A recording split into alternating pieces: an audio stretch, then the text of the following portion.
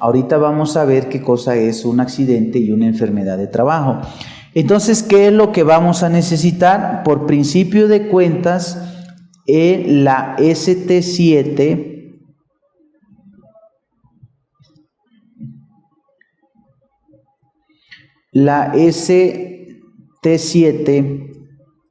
calificada.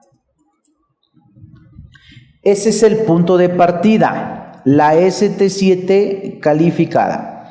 Aquí están viendo ustedes el formatito en su pantalla. El documento se llama Aviso de Atención Médica Inicial. Aviso de Atención Médica Inicial y calificación de probable accidente de trabajo, o ST7, como dice allí. ¿Qué es lo que sucede en la práctica? En la práctica sucede que mi trabajador, cuando tiene un accidente, esto normalmente en accidente, porque en enfermedad es como que un poquito menos urgente, ¿no? Cuando tiene un accidente, mi trabajador pues lo levanta a la ambulancia y se lo lleva a urgencias. Y ahí en urgencias, diríamos que eso es lo típico, ¿no? Porque a veces el trabajador pues va a su casa y ya hasta la medianoche empieza a sentir mucho dolor. Pero normalmente estuvo el accidente, tuvo la caída, el choque, el atropello, etcétera. Entonces va a urgencias.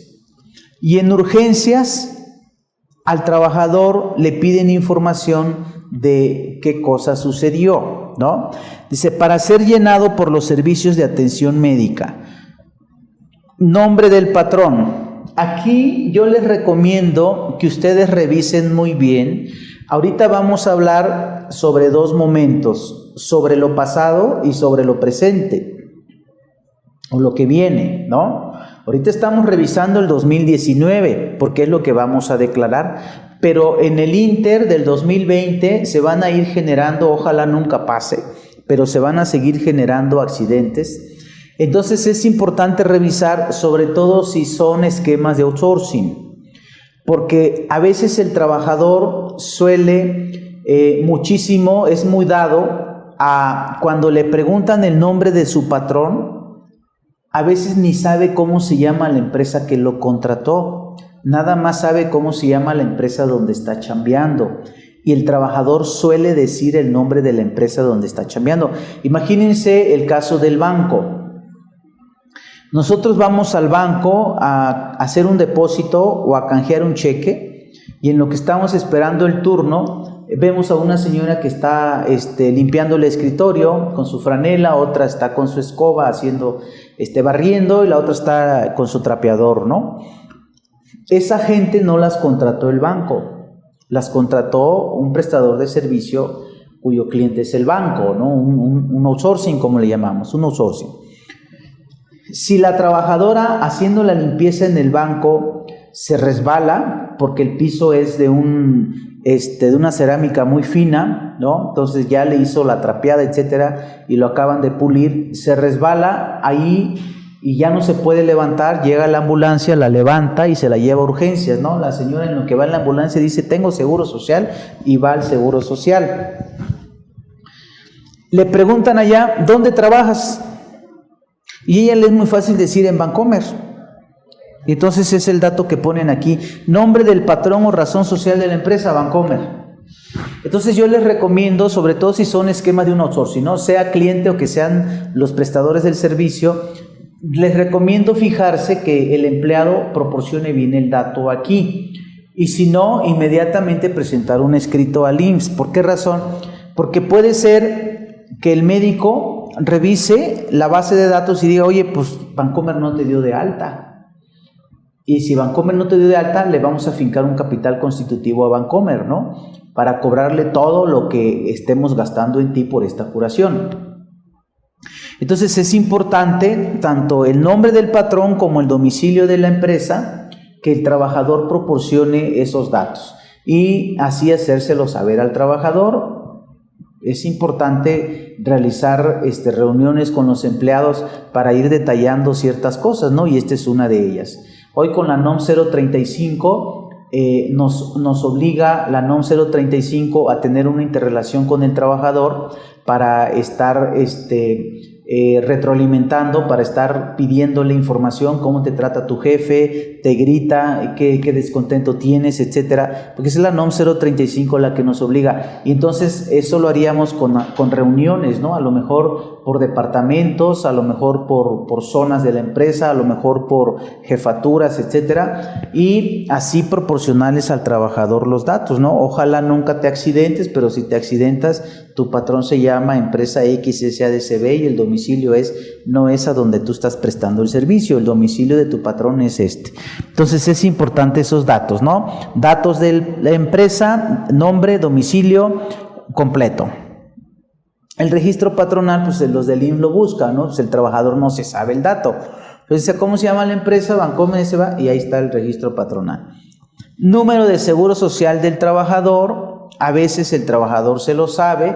Es un consejo aquí para el empleado que nosotros debiéramos brindarle siempre. Oye, fíjate muy bien cuál es tu número, apréndetelo de memoria. Son 11 dígitos.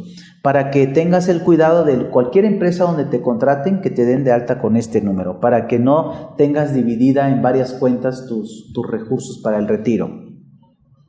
Número de seguro social, apellido paterno, materno, nombre del trabajador, identificación oficial, si es que presentó, ¿no? Ahí se lo llenan en el IMSS, la CURP, la edad del trabajador, qué sexo tiene, su estado civil, domicilio del empleado. Y bueno, la unidad médica familiar de adscripción, a veces le preguntan al trabajador, ¿no? ¿En qué clínica te corresponde? Y ahí le marcan el dato. ¿A qué delegación del IMSS corresponde la clínica? Y aquí empieza la parte importante, en el punto número 18. Horario de trabajo el día del accidente. ¿Cuál fue tu horario de trabajo ese día? Sí, porque puede ser que el trabajador normalmente labore de 8 a 3. Horario corrido de 8 a 3. Y casualmente ese día le pedí que trabajara tiempo extra. ¿Sabes qué? No seas malito, quédate más tiempo. Y el accidente sucedió en esa jornada extraordinaria. Entonces no hay mayor sanción para el patrón, pero sí es importante que el trabajador señale. Si normalmente es de 8 a 2, de 8 a 3, y ese día le pedimos que trabajara tiempo extra, pues entonces su horario de trabajo de ese día es considerando el tiempo extra, ¿sí? Horario de trabajo el día del accidente, pues de 8 a 4 de la tarde, de 8 a 5 de la tarde, porque estaba chambeando jornada extraordinaria. Fecha y hora del probable accidente de trabajo. Acuérdense que hasta aquí, toda la primera parte que se llena de esta hoja, porque tiene dos partes, el anverso, la parte de enfrente, y el reverso. Toda la parte de enfrente que se llena siempre será probable riesgo de trabajo. ¿Por qué razón? Porque el trabajador va a ir a decir, en la mayoría de los casos, que sí fue un accidente de trabajo. Y si todo quedara ahí, pues sí sería de trabajo. Pero el patrón también tiene derecho a opinar y tiene derecho a vertir su información. Y eso le corresponde al patrón en la parte del reverso de este formato, que ahorita también vamos a ver. Entonces, hasta aquí todo el frente es un probable accidente de trabajo, es probable. Fecha y hora del probable accidente de trabajo, el día, el mes y el año y la hora. ¿Sí? Ya el minuto y el segundo no es tan elemental para el caso del accidente. Entonces, oye, pasó el 10 de febrero del 2019. Porque acuérdense que son datos del año pasado. A las 4:45 de la tarde. Es un aproximado, ¿no? Es un aproximado. Ahora, fecha y hora de recepción en el servicio médico. Si el trabajador dice que sucedió a las 4:50 de la tarde, en lo que llamaron y llegó la ambulancia, en lo que la ambulancia lo trajo, lo ingresaron a las 6:30 de la tarde. Sí, pasó 1 hora y media aproximadamente. A las 6:30 de la tarde ya se había recibido al trabajador en el área de riesgos de trabajo. Entonces, fecha y hora de recepción en el servicio médico. Igual, el día, el mes, el año y la hora. Puede coincidir o no el día. La hora definitivamente no va a coincidir, pero tiene que haber una congruencia, ¿no? Si fue el mismo día, no puede ser que primero te recibo y luego fue el accidente, no, primero fue el accidente y luego te recibo. Y tiene que haber una especie de de diferencia razonable, ¿no? ¿Qué tan lejos está la clínica de la empresa? Está a 30 minutos, bueno, te accidentaste 4:30, no te pudieron haber recibido a las 4:45. Entonces, esta es información que también se puede prestar para el patrón en caso de que quiera pelear o impugnar algo. Entonces, fecha, día, el día puede o no coincidir, pueden ser el mismo día o puede ser al siguiente día. El trabajador se accidentó ayer y se aguantó, no pasó nada, el trabajador dijo, no, pues no me duele, no me lastimé, y así se levantó y con dolor estuvo chambeando, terminó su jornada, se regresó a su casa, se dispone a dormir, pero ya estando durmiendo, pues empieza a tener problemas, ¿no? Ya no aguanta el dolor, se le inflama el lugar del golpe, etcétera. Entonces puede coincidir o no el mismo día, puede ser ayer el accidente y hoy reporto, ¿no? Hoy me atienden en urgencias, o pueden pasar 2 días. La ley no establece cuántos días, pero sí debiera de ser inmediato, ¿no? Entonces, fecha y hora de recepción del servicio médico. Punto número 21. Señalar claramente cómo ocurrió el accidente. Aquí es donde está la parte importante, ¿no? Porque el trabajador va a contar su versión, aunque sea mentira. Aunque sea mentira. Está con el dolor, lo están curando, lo están haciendo gritar, pero él está pensando qué voy a decir. Y trata de armar el escenario, ¿no? Trata de armar el acontecimiento de tal forma que no le queden cabos sueltos. Si me preguntan esto, voy a decir esto. Ah, pero no va a coincidir con esto. Mejor no digo esto, mejor... Sí, entonces el trabajador ya está, y él va y dice, no, pues fíjate que subiendo las escaleras de la empresa, iba yo al locker para cambiarme, ponerme mi uniforme, y ahí me resbalé y sentí un golpe y ya no me levanté. El trabajador aquí plasma su propia versión, señalar claramente cómo ocurrió el accidente, y normalmente va a decir que sí fue de trabajo. Fue trabajando, yendo a dejar mercancía, atendiendo al cliente, subiendo las escaleras de la empresa, en el domicilio de mi empresa, etc. Anexa nota médica con fecha en caso de que no haya ido de inmediato, ¿no? Lo atendieron antes, etc. Descripción de la lesión y tiempo de evolución. Eso lo llena el médico con base en sus conocimientos técnicos, científicos. Impresión diagnóstica, ¿sí? La información que tiene el médico para emitir un diagnóstico. Tratamientos, ¿sí? Paracetamol, etc. Signos y síntomas, marque con una X. Intoxicación alcohólica, pues si al médico le parece que es intoxicación, le va a marcar que sí, y es suficiente para que no se considere como un riesgo de trabajo. Entonces normalmente diríamos 2, ¿no? Intoxicación alcohólica, no, el médico lo va a valorar.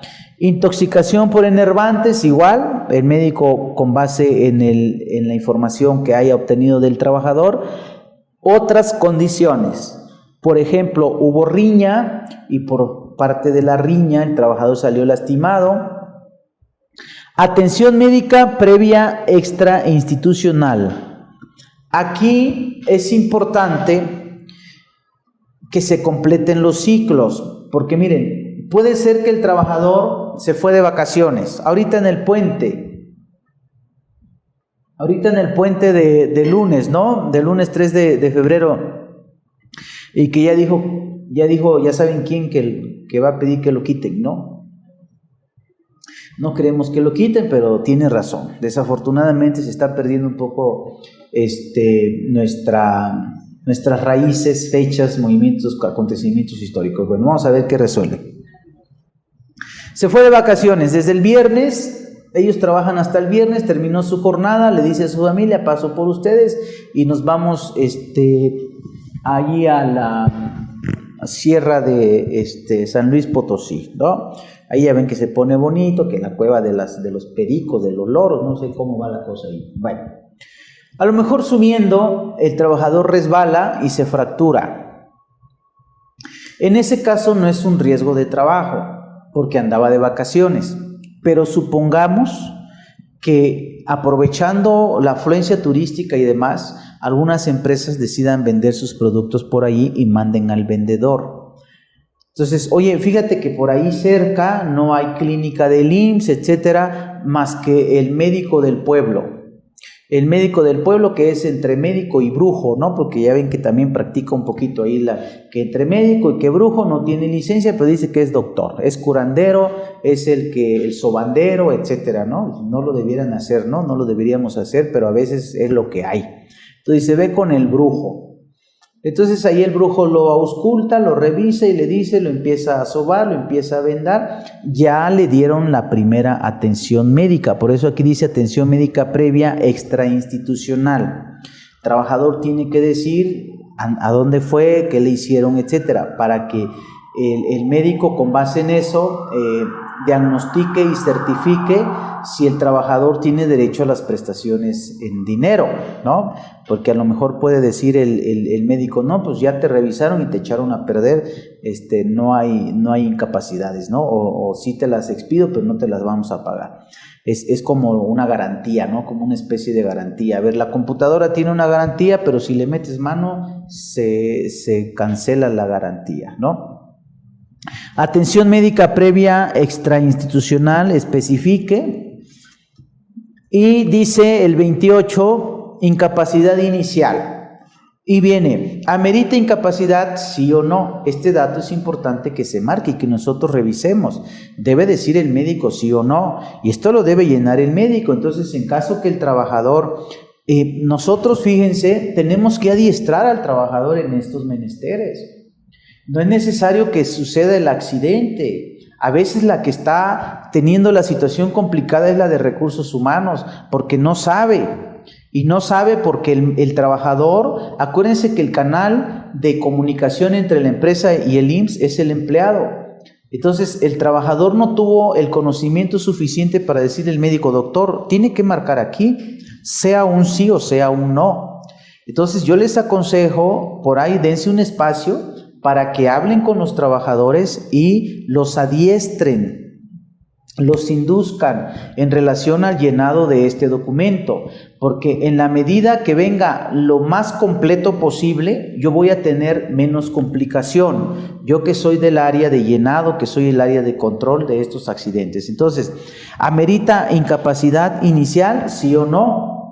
Si es un no, no hay problema, ya el médico dijo que no. Y yo le debo decir al trabajador, trabajador, aquí te tiene que marcar el médico. Entonces, si te está dando la ST7, revísala. Y estos datos ya los debes de traer llenos, lo mismo con la ST2. Ahorita vamos a revisar la ST2. Entonces, ¿amerita incapacidad inicial, sí o no? En caso que haya dicho que sí, tiene que indicar fecha de inicio. A veces al trabajador le dan su incapacidad, pero no viene aquí. Entonces, ¿yo cómo sé que esa que me trajo es la primera, es la segunda? ¿Sí? ¿O cómo sé si no me trajo nada, realmente no me debe traer nada? Por eso es importante que haya este cruce de información. Entonces, ¿amerita incapacidad sí o no? Fecha de inicio, día, mes y año. Normalmente es dependiendo de la hora del accidente. Si el accidente fue al principio de su jornada, pues ese día está cubierto por la incapacidad. Pero si el accidente fue a la mitad o casi final de su jornada, pues diríamos prácticamente ese día ya no está cubriendo la incapacidad, es a partir del siguiente día. Entonces, por eso, con base en esto, yo voy a ir revisando, ¿no? ¿Amerita incapacidad, sí o no? Sí, fecha de inicio, el día, el mes y el año. Y el folio de la incapacidad, ahí tiene que aparecer el folio de la incapacidad. Entonces yo voy a cotejar la incapacidad que me trae el empleado con el folio que dice aquí. Y con base en eso digo, aquí está mi punto de partida. Entonces, y luego dice cuántos días le autorizaron. Máximo van a ser 3 días. Máximo. ¿Por qué razón máximo? La primera incapacidad máximo son 3 días. ¿Por qué razón? Porque acuérdense que es probable. El trabajador dice que sí, hay todas las señales para que sea de trabajo, pero falta la versión del patrón. Entonces, los primeros 3 días, la primera incapacidad se la van a dar máximo por 3 días, porque va a aparecer como probable. Si mi trabajador me trae una segunda incapacidad y sigue diciendo probable riesgo de trabajo, entonces yo tengo allí un punto importante que investigar. A ver, ¿por qué el médico sigue diciendo probable? ¿Porque no le llevaste el documento? A veces el trabajador se queda con este documento, ¿sí? Yo aquí en la empresa se lo lleno y el trabajador se lo queda y le va a decir al médico, no, mi patrón no me dio nada, hasta me regañó, me dijo que para qué vine y me dijo, hazle como quieras. Entonces, ¿cómo sabe el médico que el patrón le está diciendo, que el trabajador le está diciendo verdad o mentira? Entonces es importante que la primera por 3 días. Si la segunda incapacidad sigue viniendo por probable riesgo, entonces necesito investigar qué está pasando, porque el médico todavía no califica como si de trabajo o no de trabajo. Entonces dice ahí, número de días autorizados, máximo van a ser 3. Se envía paciente al servicio de, y aquí ya el médico tendría que decir, análisis clínicos, al servicio de lo que sea, o simplemente ningún servicio. Nombre del médico tratante, normalmente no es su médico de cabecera, a veces es el de urgencias, etcétera. La matrícula del médico y la firma del médico y el sello, ¿no? Ahí de la unidad de medicina, ¿no? La unidad médica y delegación. Ahí está. Bueno, ya se llenó. El asegurado da cumplimiento al artículo 51 de la Ley del Seguro Social de propio derecho y bajo protesta de decir verdad manifiesta que los datos y hechos aquí asentados son verdaderos. Entonces, el trabajador está bajo protesta, bajo juramento diríamos, ¿no? Acepta hacer cumplir la Constitución. Ya ven lo que le preguntan a los presidentes, digo, sí, protesto, ¿no? Y a la mera hora no lo hicieron, ¿no? Bueno. Nombre y firma del trabajador, el caso de algún familiar, si no fue el trabajador el que acudió por su propio pie, y el caso de un testigo. Domicilio y teléfono del familiar, representante o testigo de la versión del trabajador. Acuérdense que esta es versión del trabajador. En caso de anexar nota médica, esta deberá contener la descripción de los campos 21, 22, 23 y 24. Nombre y firma del médico tratante, nombre y firma del trabajador, familiar o representante o testigo de la versión del trabajador. Bueno, ya se la llenaron al trabajador y le dicen, ten, llévasela a tu patrón. El trabajador, dependiendo de su condición física, ¿sí? Si el accidente pues le permite caminar, trasladarse, pues el trabajador va a ir a la empresa, patrón, licenciada, a la de recursos humanos, ¿no? Licenciada, dice el IMSS que me llene usted esto. Y a veces ahí está, ¿no?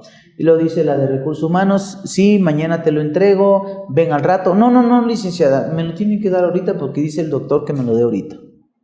Y entonces ahí está con la pierna enyesada, con el collarín, con la muleta, con el brazo enyesado. Bueno, aquella no tiene más que decir, bueno, pues ni modo, vamos a llenar. ¿Qué llena? La parte de aquí atrás, esta ya es el reverso. Datos complementarios para la calificación de probable accidente de trabajo. Hasta ahorita sigue siendo probable accidente para ser llenado por la empresa. Entonces la empresa pone el dato del patrón. Aquí ya dice, no es Bancomer, soy Servicios de Limpieza XSADCB. La actividad o giro de la empresa, porque esto es importante, porque con base en la actividad va a ser la relación que se puede detectar para efectos del accidente de trabajo. El registro patronal, aquí ya lo pone la empresa, domicilio, calle, datos de la empresa, colonia, fraccionamiento, delegación, código postal, teléfono, correo electrónico. Es importante, miren, el teléfono de la empresa, el correo electrónico, es importante ponerlo por 2 razones. Uno, en la medida que el médico tenga canales de comunicación, vamos a estar intercambiando datos, ¿no? Oye, ahí mandé a tu trabajador, te aviso, ¿no? Ya se la entregué calificada, etcétera. Y por otro lado, los médicos se van dando cuenta que en mi empresa sí es posible entrar en esa fase, ¿no? En esa intercomunicación, y cuando sea, de la empresa fulana, sí, déjame al rato hablo con la licenciada X, ¿no? Entonces ya identifican a la empresa. Es bonito, es importante, pero independientemente de estos dos factores, es elemental para que fluya esa información y tengamos de una forma más rápida y más precisa, más exacta, la información de este caso. Muy bien, correo electrónico, nombre del trabajador, el número de seguro social, el domicilio, calle, número, colonia, fraccionamiento del trabajador, ¿no? Municipio, código postal, ocupación que desempeñaba al momento del accidente. Miren, la Ley Federal del Trabajo, los que nos acompañaron en la mañana, vimos que la Ley Federal del Trabajo en el artículo 25 establece, nos manda a que en el contrato de trabajo debamos de plasmar de manera muy específica, de manera muy precisa, de manera muy detallada las funciones del empleado. Y esas funciones del empleado debieran tener una relación con el accidente de trabajo. ¿Qué estaba haciendo el trabajador? ¿Qué le pasó? Fíjate que se fracturó la pierna. ¿Y por qué se fracturó la pierna? Porque cuando iba manejando tuvo un accidente y el golpe fue de su lado y pues le abollaron la puerta y ahí se golpeó la pierna. Oye, ¿cómo que manejando? Si tú me dijiste que era auxiliar de limpieza, ¿no? Si tú me dijiste que era auxiliar contable, ¿por qué manejando? Entonces es importante que haya una relación entre el contrato de trabajo, el accidente de trabajo por la actividad de mi trabajador. Entonces dice aquí, funciones que el trabajador desempeñaba al momento del accidente. Luego, antigüedad en la ocupación, ¿cuántos años tiene en ese puesto? ¿No? Día de descanso previo al accidente. O sea, normalmente es el domingo, se accidentó hoy lunes, día de descanso previo el domingo, ¿no? El domingo 9 de febrero. Salario diario. ¿Cuál es la percepción diaria del trabajador? Aquí si mi trabajador percibe algunas prestaciones variables, pues diríamos el último que reportamos, ¿no? Pero si mi trabajador percibe fijo, etcétera, pues el salario al momento del accidente, el salario que tenía al momento del accidente. Entonces dice allí salario diario. Número 15, horario de trabajo el día del accidente, otra vez para hacer congruente la información del trabajador, aunque yo no estoy obligado a poner lo que el trabajador dijo. Aquí tengo que evaluar cuál es la información real. En caso que el accidentado sea trabajador del IMSS, pues su matrícula y su clave presupuestal, punto 16 y 17, en caso que el trabajador accidentado sea trabajador del IMSS. Esos a nosotros no nos interesa, no nos incumbe. Fecha y hora en que ocurrió el accidente. Entonces, horario de trabajo el día del accidente y fecha, hora en que ocurrió el accidente. Aquí igual, o sea, si el trabajador está intentando pasarse de listo y que se le califique como de trabajo algo que ya sucedió fuera de la empresa, pues se va a revisar la congruencia, ¿no? Fecha y hora en que ocurrió el accidente, día, mes, año, hora. Y luego dice, fecha y hora en que el trabajador suspendió labores a causa del accidente. Puede ser que el mismo día que se accidentó dejó de chambear y se fue a urgencias, ¿no? O puede ser que trabajó todo el día y no suspendió labores. Entonces aquí diríamos, el trabajador no suspendió labores, o simplemente suspendió labores el día de hoy, que fue el accidente, el mes, el año y la hora. Circunstancias en que ocurrió el accidente. Ocurrió en la empresa, ocurrió en una comisión. En una comisión diríamos fuera de la empresa, ¿sí? Ocurrió en la empresa o fuera de la empresa. En trayecto a su trabajo, es importante aquí que llenemos esta información con base en los datos que nos está dando el empleado y con base en lo que nosotros estamos investigando. Día, mes, año, hora. Circunstancias en que ocurrió el accidente. En la empresa, en una comisión, en trayecto a su trabajo, en trayecto a su casa, trabajando tiempo extra. Entonces, si normalmente salía a las 3 de la tarde y ese día se quedó a las 5, pues sucedió trabajando tiempo extra. Por eso aquí lo decimos y ya es congruente con la parte de arriba que me preguntó información del horario el día del accidente. Fecha y hora en que el trabajador suspendió labores en la empresa en una comisión, trabajando tiempo extra, y luego dice, aquí es a donde entra la parte importante. Descripción precisa de la forma, sitio o área de trabajo en que ocurrió el accidente. Descripción precisa de la forma, sitio o área de trabajo en que ocurrió el accidente. Aquí es importante que nosotros plasmemos información, ojo, con base en lo que investiguemos. Porque hay otro punto aquí abajo, que es el punto número 27. Ahorita estamos en el 21. También el 27. El 21 y el 27 son importantes que nosotros los llenemos, pero con información no del trabajador. Porque normalmente cuando se llena este documento,